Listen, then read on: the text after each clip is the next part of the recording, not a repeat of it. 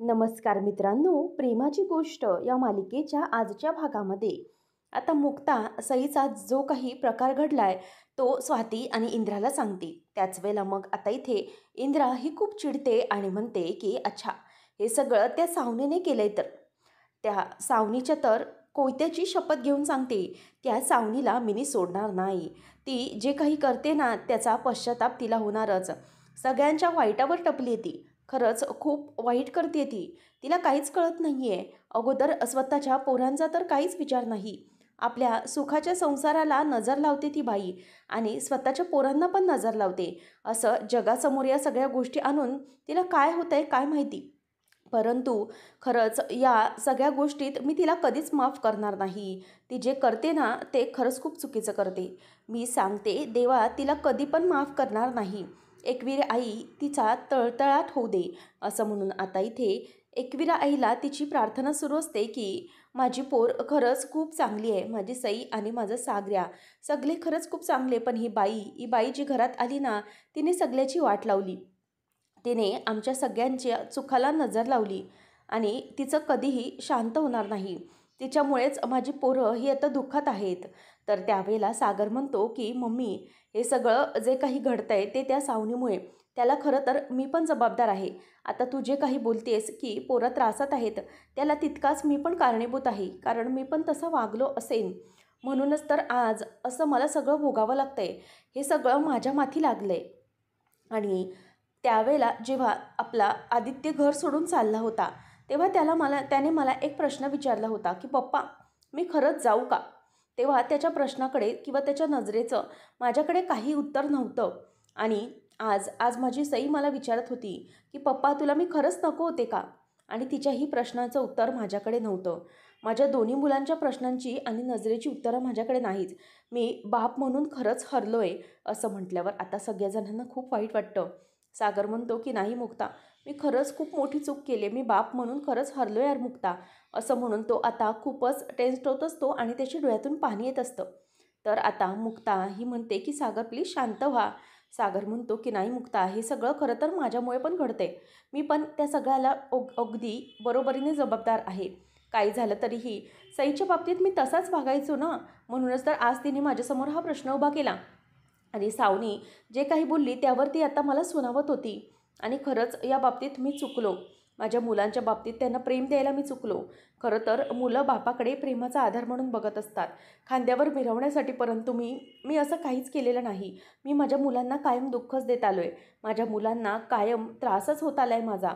त्यांना कधीही माझा आधार वाटला नाही. मी खरंच खूप मोठी चूक केली. मी बाप म्हणून हरलोय मुक्ता, सपशेल हरलोय असं म्हणून तो आता डोक्याला हात लावून रडत बसलेला असतो. आता मुक्ता म्हणते की सागर, सागर प्लीज तुम्ही शांत व्हा. तुम्ही काहीही केलं नाही आहे. अहो तुम्ही असा चुकीचा विचार का करताय? तरी ते स्वाती शांत करत म्हणते की नाही भाई, प्लीज तू शांत हो. तेव्हा मग आता मुक्ता म्हणते की सागर, तुम्हाला असं का वाटतंय की तुम्ही बाप म्हणून काही केलेलं नाही आहे? आम्ही कोणीही असा चुकीचा विचार करत नाही आहे सागर. अहो आम्हाला माहिती आहे ना की तुम्ही बाप म्हणून तुमच्या मुलांसाठी काय काय केलं आहे, किती झगडला आहे, हे आम्ही सगळ्यांनी बघितलं आहे. म्हणूनच तुम्ही त्या गोष्टीचा चुकीचा विचार काढू नका. आम्हाला कळतं आहे की तुमच्या मनाला काय वेदना झाल्यात, त्या तुम्ही काय सहन केलं आहे ते आम्हा सगळ्यांना कळतं आहे असं म्हणून मुक्ता त्याला धीर देण्याचा प्रयत्न करत असते. सागर म्हणतो की हो मुक्ता, मी केलं असेल परंतु नाही. कारण तुमच्याशी लग्न व्हायच्या अगोदर मी मुलांशी फार वेगळं वागायचो. जेव्हा तुमच्याशी माझं लग्न झालं तेव्हापासून आम्हाला तुम्ही प्रेमाचा खरा अर्थ समजवलात. आपल्या माणसांवर कसं जपायचं, आपल्या माणसांना कसं प्रेम करायचं, हे सगळं तुम्ही मला शिकवलंत मुक्ता. आणि तुमच्याकडूनच मी हे सगळं शिकलेलो आहे. खरं तर सई बरोबरच बोलत होती ना. जेव्हा तुम्ही माझ्या आयुष्यात आलात त्याच्या अगोदर आम्ही सईशी तर अगदी वाईट वागायचो. तिच्याकडे तर बघायचो पण नाही मी. मी माझ्या कामामध्ये व्यस्त असायचो. म्हणूनच तर ती मला असं बोलली की पप्पा तू माझ्याशी असं वागायचास. आणि तिने सगळ्या गोष्टींची जाणीव मला करून दिली होती की मी कसं वागायचो. आणि ते काही चूक नाही आहे. माझं मुलगी जी म्हणते ते खरं आहे. मी तिच्याशी त्यावेळेला तसा वागलो म्हणूनच आता यावेळेला मला या सगळ्याची शिक्षा भोगावी लागते. आणि हे काय मी भोगतोय ना त्या गोष्टीची शिक्षा. माझी मुलगी ज्या त्रासातून जाते त्या त्रासातून मी पण जातोच आहे ना. आणि ज्याच्या अगोदर मी तिच्याशी असं वागायचो तेव्हा तर ती मला सुनवायची नाही. परंतु आत्ता तर तिला कळतंय. तेव्हा सावनीने तिला सगळं खरं सांगितलं. त्यावेळेला मला आता हे सगळं समजतंय की मी किती चुकीचा वागलोय. त्या भूतकाळाची टोचणी अजूनही माझ्या मनाला लागल्यासारखी आहे. याचा त्रास अजूनही माझ्या मनाला होत आहे. तेव्हा मग आता इथे स्वाती म्हणते की प्लीज प्लीज बाई नको रडूस, नको त्रास करून घेऊस. आम्हाला माहिती आहे की तू कसा आहेस ते. प्लीज असा वागू नकोस. आणि मग आता इथे लगेच पुढे हे ऐकल्यावर इंद्रा म्हणत असते की सागऱ्या, आम्हाला सगळ्यांना माहिती आहे रे तू काय काय केलं आहेस ते. आणि ही बाई म्हणते की तुला मुलगी नको होती म्हणून. खरं तर त्यावेळेला तू जो काही त्रास सहन केलास तो आम्ही बघितला आहे. मग आता मुक्ता म्हणते की सागर हे बघा, तुम्ही तुमच्या मुलांसाठी काय काय करता हे आम्ही बघितलं आहे. आणि सई आता तिच्या प्रश्नांना जी काही प्रश्न पडले आहेत ना ते सावनीने निर्माण केल्यामुळे आहे. परंतु तिला जे प्रश्न पडले आहेत ना ते पडू दे. त्यामधून सत्य काय बाजू आहे ना तीच तिच्यासमोर येणार आहे. तेव्हा मग इंद्रा म्हणते की हो, खरी बाजू ही आपल्या सई माऊला कळायलाच हवी. आम्हाला माहिती आहे त्यावेळेला काय घडलं होतं ते. अगं ज्यावेळेला सावनी ही सईला पोटात घेऊन होती त्यावेळेला तिला काय त्रास झाला होता तो आम्हाला माहिती आहे. मग आता त्यावेळेला स्वाती म्हणते की हो अगं तुला माहिती आहे का मुक्ता, जेव्हा सई ही पोटात होती ना तेव्हा सावनीची प्रेग्नन्सी कॉम्प्लिकेटेड होती. म्हणूनच डॉक्टरांनी सांगितलं होतं की बाळ अबॉर्ट केला तर चांगलंच होईल, कारण तिची कॉम्प्लिकेशन होती. आणि त्यावेळेला आई आणि बाळ दोघंच जगणार असं डॉक्टरांनी स्पष्ट सांगितलेलं होतं. म्हणूनच भाईला तो निर्णय घ्यावा लागला होता. त्यावेळेला डॉक्टरने सांगितलं की काही झालं तरीही दोघंही एक वाचू शकतात. म्हणून आपला भाई तिला सांगत होता की अबॉर्ट कर म्हणून. म्हणूनच ही प्रेग्नन्सी नको असं भाई तिला सांगत होता. त्यावर आता इंद्रा म्हणते की हो मुक्ता, जे काही स्वाती सांगते ते अगदी खरं आहे. अगं माझा पोर किती टेन्शनमध्ये होता त्यावेळेला. त्या सावनीचा जीव वाचावा म्हणूनच तो बाळाची त्यावेळेला आहुती द्यायला निघाला होता. बाळ नको असं म्हणत होता. कितीही त्याच्या मनात असलं तरीही ती वाचावी म्हणून हे सगळं तो करत होता. आणि आता ही सावनी सांगते की माझा पोर तिला मुलगी नको असं म्हणत होता. आणि सगळ्या जगासमोर तिने हेच चित्र उभं केलं की माझा मुलगा, माझा पोर सांगतोय की मुलगी नको होती म्हणून. अगं खरंच खूप चुकीचं वागली ती. तुला माहिती आहे ज्यावेळेला मूल वाढत होतं त्यावेळेला जेव्हा डॉक्टरने डिलिव्हरीच्या वेळेला कॉम्प्लिकेशन सांगितले होते ना तेव्हा माझ्या मुलानेच हे सगळं सहन केलं होतं. तो अख्ख्या देवळाला प्रदक्षिणा घालत होता. अनवाणी पायाने झगडत होता. त्याच्या पायाला दगडं लागली, काचा टोचल्या, त्याच्या पायातून रक्त वाहत होतं, परंतु तरी तो थांबला नाही. देवळाला प्रदक्षिणा मारतच होता. आणि ही बोलते की माझा मुलगा हा यावेळेला मूल नको म्हणून सांगत होता. या गोष्टी दिसल्या नाही. माझा सागऱ्या काय करत होता हे आम्हाला माहीत होतं. तेव्हा मग आता लगेच लक्की सांगायला लागतो की हो वहिनी, खरं सांगते मम्मी, तुला माहिती आहे जेव्हा आपली सही झाली तेव्हा दादूसला किती आनंद झाला होता. त्याने अख्ख्या हॉस्पिटलमध्ये 10 किलो पेढे वाटले होते. इतका आनंद झालेला. आणि मी पण नवीन फोन घेतला होता तेव्हा. मग त्या मोबाईलमध्ये मी नवीन व्हिडिओ तो शूट केला होता. मग त्यावेळेला मुक्ता डोळे पुसते आणि म्हणते की लक्की, मला सांग तुझ्याकडे त्या मोबाईलमध्ये अजून तो व्हिडिओ आहे का. तेव्हा मग तो म्हणतो की नाही वहिनी, ॲक्च्युली तो मोबाईल मी चेंज केला, परंतु तो व्हिडिओ ना मी लॅपटॉपमध्ये सेव्ह करून ठेवला होता. तेव्हा मग आता मुक्ता म्हणते की मग लकी, तो व्हिडिओ तुझ्या लॅपटॉपमध्ये सापडेल ना. तेव्हा मग तो म्हणतो की नाही ॲक्च्युली माझा लॅपटॉप पण खराब झाला. मग मुक्ता म्हणते की कुठेतरी बॅकअप असेलच ना त्या व्हिडिओचं. तेव्हा मग लक्की म्हणतो तू काळजी करू नकोस, मी बघतो. तेव्हा मुक्ता म्हणत असते की प्लीज तो सापडला ना खरंच खूप बरं होईल. मग त्यावेळेला तो व्हिडिओ आपल्याला दाखवता येईल. आणि तो व्हिडिओ बघेल ते सईला पटेल ना की तिचा पप्पा तिच्यावर किती प्रेम करतो ते. आणि त्या व्हिडिओमधूनच तिला आपल्याला दाखवता येईल की जे काही तिची सावनी मम्मा म्हणते ना ते अगदी खोटं आहे. आणि या व्हिडिओमधून ते स्पष्ट होऊन जाईल. तेव्हा मग सागर म्हणतो की बघितलं मुक्ता, काय दिवस आलेत माझ्यावर की आपल्याच मुलाला तिच्या बापाचं तिच्यावर किती प्रेम आहे हे दाखवण्यासाठी व्हिडिओचा आधार घ्यावा लागतोय. आणि डिजिटल गोष्टीचा आधार घेऊन मुलांना आपलं प्रेम दाखवून द्यावं लागतंय की बापाचं त्यांच्यावर किती प्रेम आहे ते. पण या सगळ्या गोष्टी किती चुकीच्या घडतायत बघितलंत ना तुम्ही. अशी वेळ आली आहे माझ्यावर की मलाच माझ्या मुलांना माझं प्रेम सिद्ध करून दाखवावं लागणार आहे असं म्हणून आता सागरला खूप वाईट वाटत असतं. सागर म्हणतो की खरं तर ही माझी चूक आहे ना, हे सगळं मी जे काही केलं असेल त्याच पापाची शिक्षा मी भोगतोय. की माझ्या मुलीला माझं प्रेम आहे ते तिला दाखवावं लागतंय. परंतु ती झाल्यानंतर मी तिच्याबरोबर जे काही वागलो असेल ते खरंच माझी चूक झाली असेल ना, म्हणून तर ती अशी करते. तेव्हा मुक्ता म्हणते की हे बघा सागर, काहीही असो काही झालं तरीही तुम्ही काळजी करू नका. सई ही आपलीच मुलगी आहे. आदित्य जरी आता सावनीच्या कस्टडीमध्ये असला तरी ही सई माऊ ही आपलीच मुलगी आहे आणि कायम आपलीच मुलगी राहणार आहे. थोडे दिवस जाऊ द्या, थोडा वेळ द्या तिला, सगळ्या काही गोष्टी अगदी व्यवस्थित घडतील. आपण या बाबतीत अजिबात हरायचं नाही. काही झालं तरीही सई ही आपलीच मुलगी आहे हे तिला आपण पटवून द्यायचं आहे. आणि या गोष्टीसाठी आपण काही करावं लागलं तरीही चालेल, परंतु तुम्ही चुकीच्या गोष्टीचा अजिबात विचार करू नका. सागर सई ही आपलीच मुलगी आहे आणि ती आपल्याबरोबर कायम राहणार आहे. आता हार मानायची नाही. आता आपण या गोष्टीबद्दल तिला तिच्या प्रेमाची जाणीव करून दिली पाहिजे. तिला असं वाटतंय की ती एकटी आहे, परंतु नाही सागर. मी आई म्हणून कायम तिच्या पाठीशी आहे आणि तुम्ही बाप म्हणून कायम तिच्याबरोबर असणार आहात.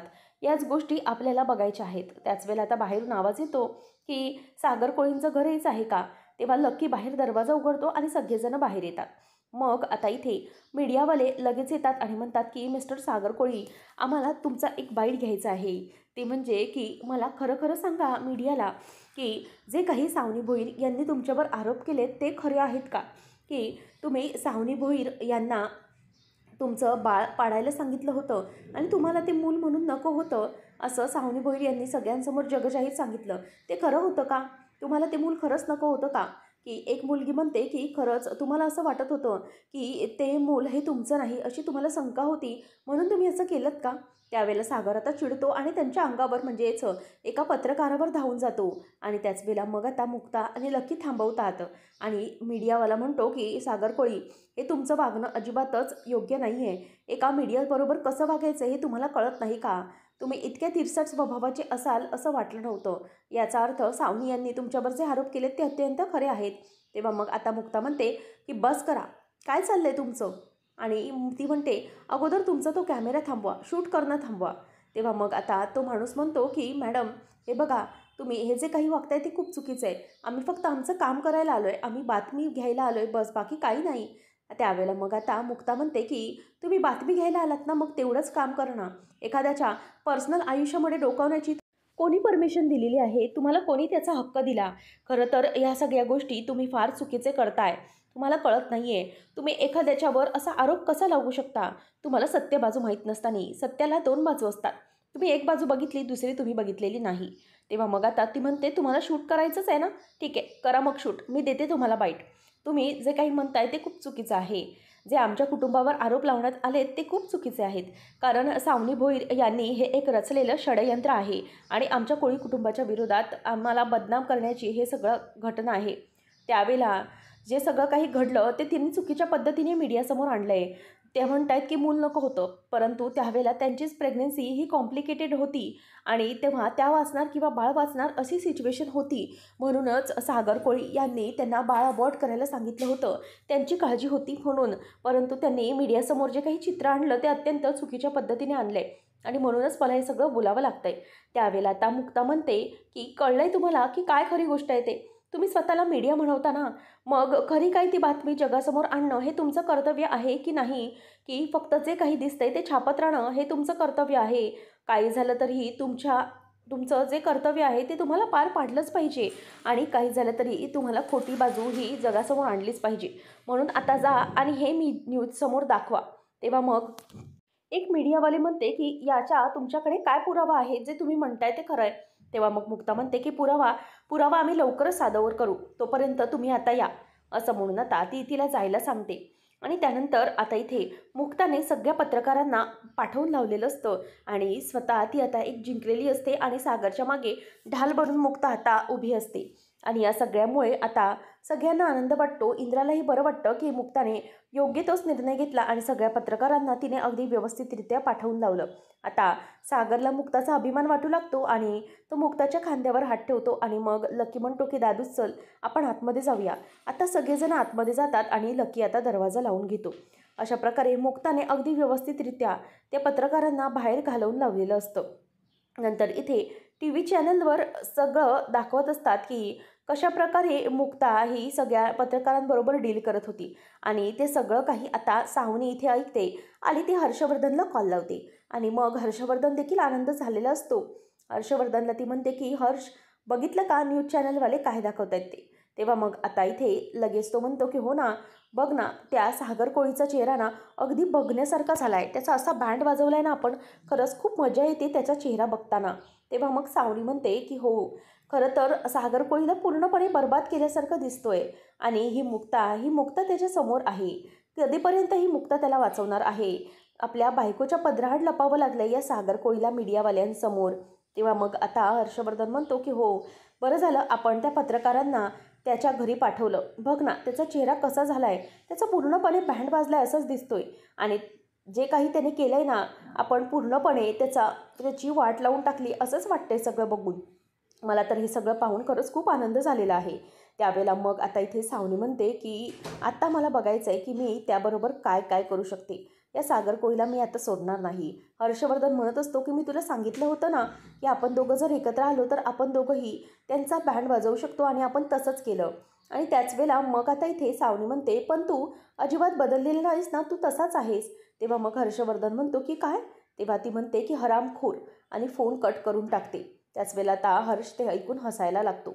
मग आता सावनी फोन ठेवते आणि टी व्हीकडे बघतच म्हणते की बघ सागर, आता तुझी मी कशी वाट लावते ते. माझ्या आदित्याची कस्टडी तुम्हाला हवी होती का?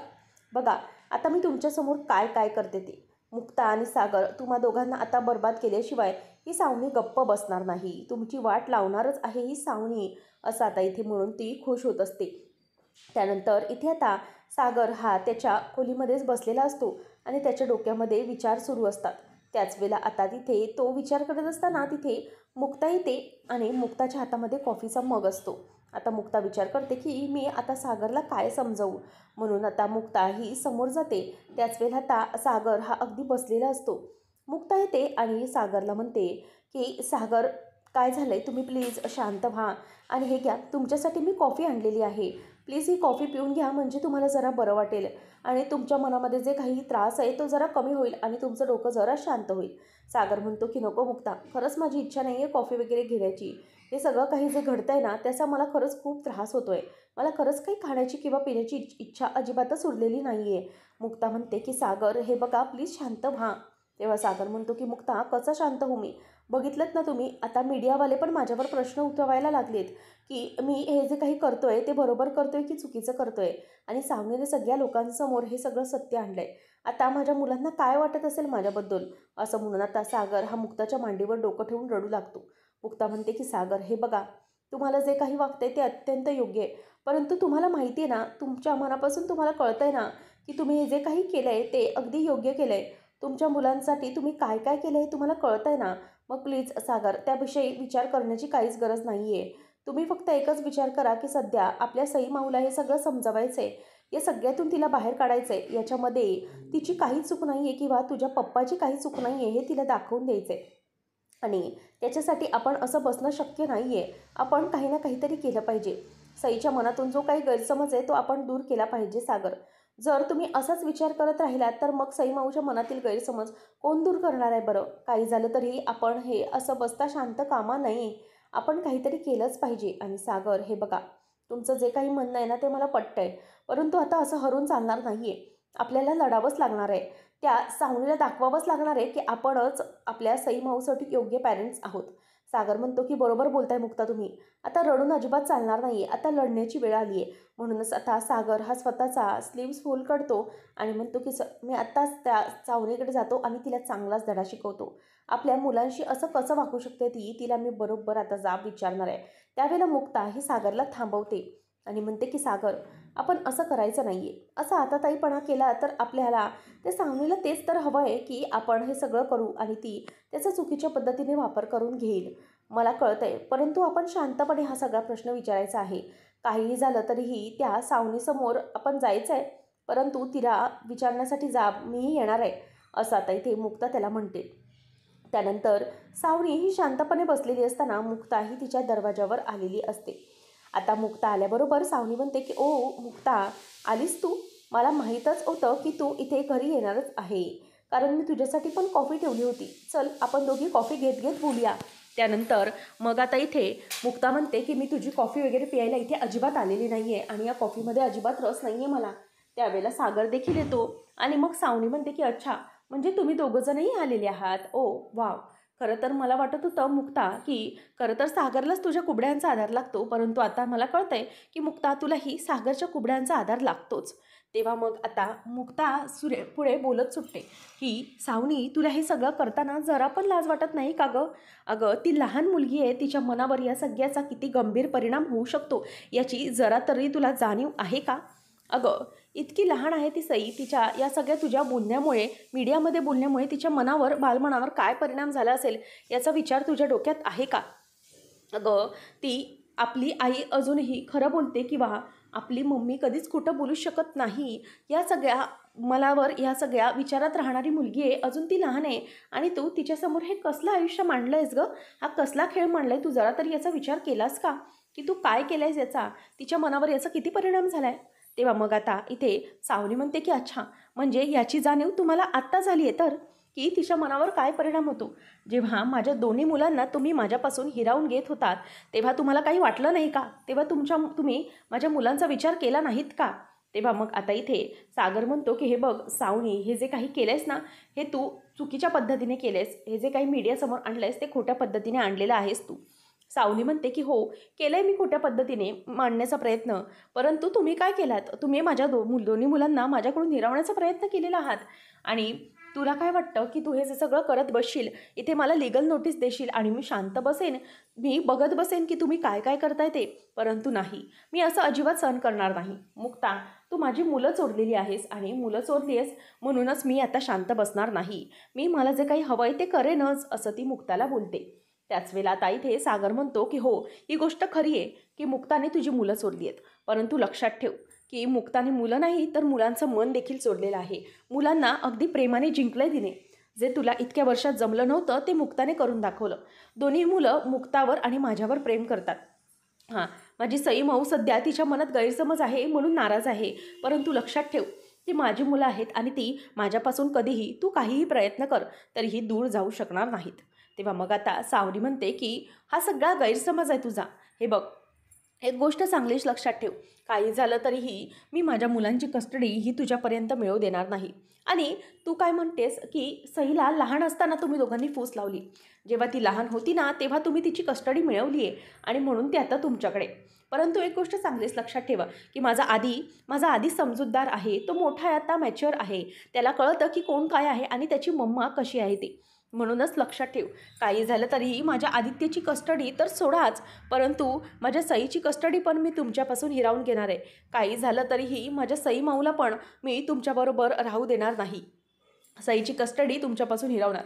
दोन्हीही मुलं माझ्याचकडे असतील, लक्षात ठेवा, काही झालं तरी. तेव्हा मग आता मुक्ता ही खूप चिडलेली असते. मुक्ता म्हणते की हे बघ सावनी, हे स्वप्न पाहणं सोडून दे. जर आदित्य तर माझ्याकडे येणारच आहे, परंतु जर माझ्या सईला काही करण्याचा प्रयत्न केलास, तिची कस्टडी मिळवण्याचा प्रयत्न केलास आणि नको ती स्वप्न बघितलंस ना, तर मी तुला फाडून खाईन, लक्षात ठेव, असं सावनीला ती धमकी देते.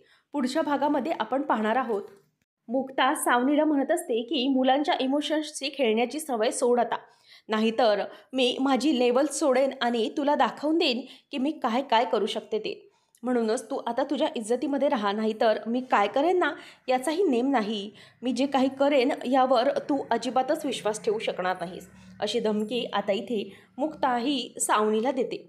आणि त्यानंतर इथे इंद्रा ही तिच्या आजीला सांगत असते की पप्पा जिथे जिथे जाणार ना, तिथे तिथे मी नाही जाणार. कारण जेव्हा पप्पाच्या मी मागे मागे करायचे, तेव्हा तो माझ्याकडे बघायचा सुद्धा नाही, माझ्याशी बोलायचा सुद्धा नाही. आता मलाही पप्पाचा चेहरा नाही बघायचा आहे, मी का बघू पप्पाचा चेहरा, असं सरळ आता इथे आपली लाडकी सई माऊ ही इंद्राला म्हणत असते. आणि हे सगळं ऐकून सागरला खूप वाईट वाटलेलं असतं की आपली मुलगी आपल्याबरोबर अशी बोलतीये आणि ती माझा चेहराही बघायला तयार नाही आहे. आता सागर या सगळ्या गोष्टी खूप अगदी त्रासदायक मानत असतो आणि त्याला या सगळ्याचा खूप त्रास होत असतो. त्यानंतर इथे सई माऊ खूपच चिडलेली असते आणि मुक्ता ही सागरला समजवते की सागर प्लीज, नो वरी, प्लीज तुम्ही शांत व्हा, थोडा वेळ द्या, सगळं काही व्यवस्थित होईल. आपली सई माऊ या सगळ्यातून लवकरात लवकर बाहेर पडेल, प्लीज तुम्ही फक्त स्वतःला थोडा वेळ द्या, असं म्हणून आता ती सागरला शांत करते. आणि सागर मान खाली घालून उभा असतो, तो पुढे काहीच बोलत नाही. आता त्यानंतर मुक्ता ही सई आणि सागर या दोघांमधलाही दुरावा कशाप्रकारे मिटवेल आणि कशाप्रकारे दोघांना पुन्हा प्रेमाने एकत्र आणेल, हे पाहणं रंजकतेचं ठरणार आहे. अशाच मालिकांचे अपडेट्स जाणून घेण्यासाठी आजच आपल्या चॅनलला सबस्क्राईब नक्कीच करा.